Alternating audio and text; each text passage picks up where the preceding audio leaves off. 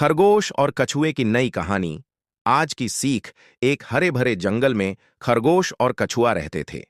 दोनों अच्छे दोस्त थे, लेकिन उनकी क्षमताएं अलग थीं। खरगोश अपनी तेज रफ्तार के लिए मशहूर था, जबकि कछुआ अपनी धीमी लेकिन स्थिर चाल के लिए जाना जाता था। जंगल के बाकी जानवरों को भी पता था कि खरगोश बहुत तेज दौड़ता है और कछुआ बहुत धैर्यवान है। दौड़ की नई शर्त एक दिन दोनों के बीच फिर से दौड़ की शर्त लग गई। पिछली बार की तरह यह सिर्फ एक सीधी दौड़ नहीं थी, बल्कि इस बार रास्ते में कई बाधाएं थीं। दौड़ शुरू होते ही खरगोश पूरी ताकत से दौड़ा और जल्दी ही कछुए से बहुत आगे निकल गया।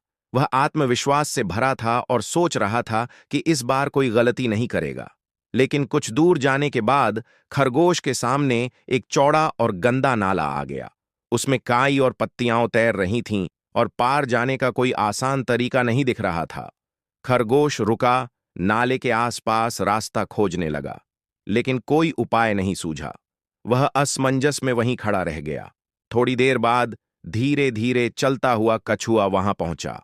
उसने बिना रुके पानी में प्रवेश किया और अपनी प्राकृतिक क्षमता का इस्तेमाल करते हुए आराम से तैरकर नाले को पार कर लिया। खरगोश बस उसे देखता रह गया, क्योंकि वह तैरना नहीं जानता था। दूसरी तरफ पहुंचने के बाद कछुआ फिर से अपनी धीमी लेकिन निरंतर चाल से आगे बढ़ा और अंततः दौड़ जीत गया।